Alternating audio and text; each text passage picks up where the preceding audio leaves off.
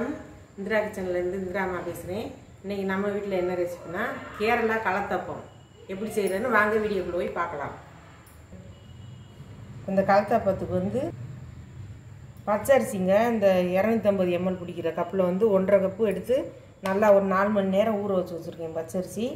இப்போ இதை வந்து நம்ம ஒரு கொஞ்சமாக ஒரு 1/4 கப்பு தண்ணி வச்சு நல்லா இட்லி மாவு பதத்துக்கு நல்லா நைஸாக அரைச்சிட்டு வந்துடலாம். அதுக்கு இந்த சாதம் போட்டு அரைக்கணுங்க.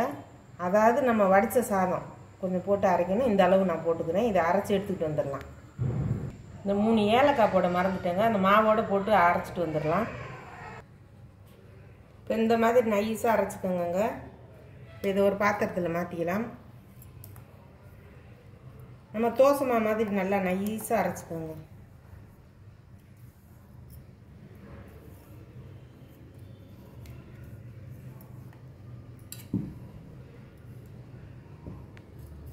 இதுக்கு வந்து 3/4 கப்பு வெல்லம் எடுத்து வச்சு துருவி வச்சுருக்கேன். இதை வந்து லைட்டாக கொஞ்சமாக தண்ணி விட்டு காய்ச்சி எடுத்துகிட்டு வந்துடலாம். இப்படியே உருக்கி எடுத்துகிட்டு வந்துடலாம். இப்போ கொஞ்சோண்டு தண்ணி, அவ்வளோதான். காய்ச்சி எடுத்துகிட்டு வந்தாச்சு பாருங்கள். பாகு பதெல்லாம் வேண்டாங்க, கரைஞ்சா போதும் வெல்லம். இதை நல்லா வடிகட்டிக்கலாம். தூசி இருக்கும், அதுக்காக தான்.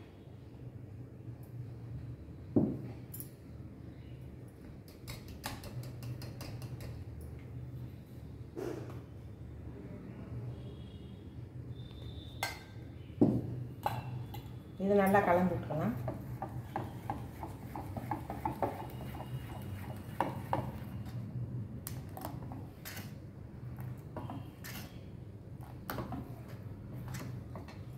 கொஞ்சமாக உப்பு போட்டுக்கலாங்க. ஏன்னா இனிப்புக்கு வந்து உப்பு போடணும்.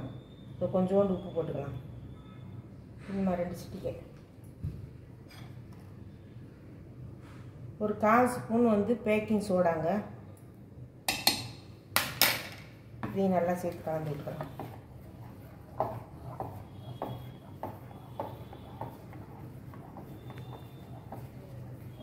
இதை நல்லா கலந்துட்டு சொல்கிறேங்க.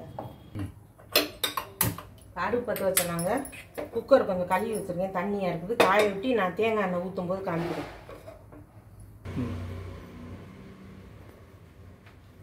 2 ஸ்பூன் அளவு தேங்காய் எண்ணெய்ங்க.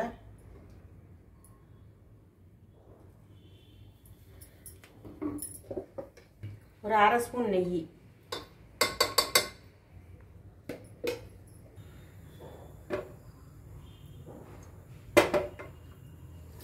இப்போ வந்து ஒரு 2 பத்தை தேங்காய் வந்து பொடி பொடியாக கட் பண்ணி வச்சுருக்கேங்க. தேங்காய் அதை கொஞ்சம் நல்லா வதக்கிக்கலாம் பொன்னிறமாக.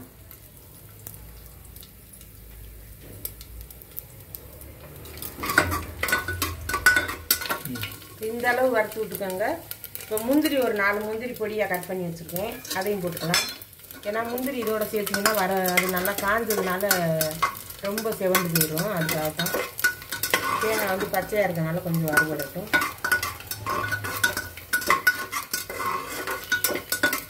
இப்போ நல்லா வறுபடுத்துச்சு. இப்போ வந்து நம்ம கரைச்சி வச்சுருக்கோம்ல மாவு, அதை இதில் வந்து ஊற்றிக்கலாம். அடுப்பு நல்லா சிம்மில் வச்சுடுங்க. சிம்மில் வச்சுட்டு இதை நல்லா ஊற்றிடுங்க.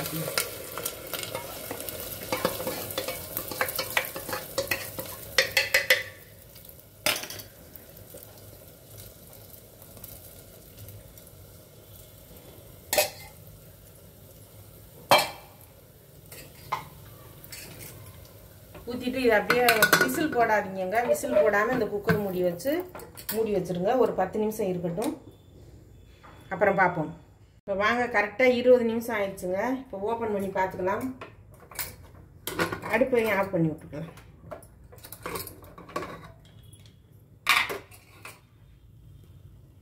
பாருங்கள், நல்லா உப்பி வந்துருச்சு பாருங்கள். இப்போ வந்து நம்ம எப்படி வெந்துருச்சான்னு பார்க்கணுன்னா இந்த மாதிரி குத்தி பாருங்கள். இந்த மாதிரி ஒட்டாமல் வரணும். இப்போ நல்லா வெந்துருச்சு. இப்போ உடனே எடுக்கக்கூடாது, கொஞ்சம் நேரம் இருக்கட்டும். கொஞ்சம் நேரம் மூடி வைக்கலாம், அப்படியே இருக்கட்டும். கொஞ்சம் ஆற விட்டி தான் எடுக்கணும். அந்த பக்கம் இப்போ பாருங்கள், நம்ம உண்ணியப்போ வந்து சூப்பராக மெத்துன்னு வந்துருச்சு பாருங்கள். பாருங்கள், அடி பிடிக்காமல் எல்லாம் வந்துருச்சு பாருங்கள் கலந்து. எனக்கு இந்த குக்கரில் கொஞ்சம் எடுக்கிறதுக்கே கொஞ்சம் தட்டி வெளியே எடுக்கிறது கொஞ்சம் கஷ்டமாக இருந்தது. அந்த குக்கர் கிடையாது சின்னதானிட்ட. இதில் பாருங்கள் நல்லா ஒரு அடி கூட பிடிக்கல பாருங்கள், சூப்பராக இருந்துச்சு. அப்பத்தை வெட்டி பார்க்கலாம்.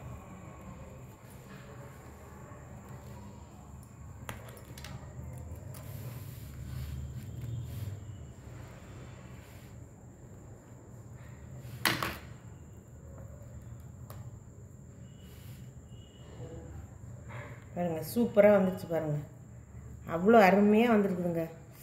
சூடாக வேறு இருக்குது, பஞ்சு பஞ்சாக இருக்குது பாருங்கள். மனமும் சுவையும்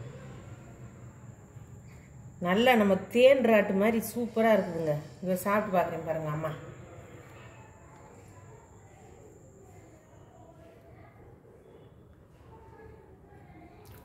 தேவா மற்ற மாதிரி இருக்குங்க.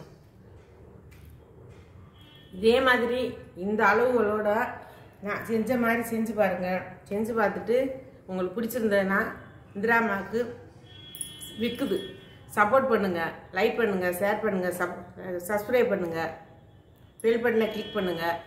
எல்லோரும் வீடியோ வந்து எல்லோரும் லைக் பண்ணிவிட்டு பாருங்கள். எனக்கும் அப்போ தான் ஒரு திருப்தியாக இருக்கும்.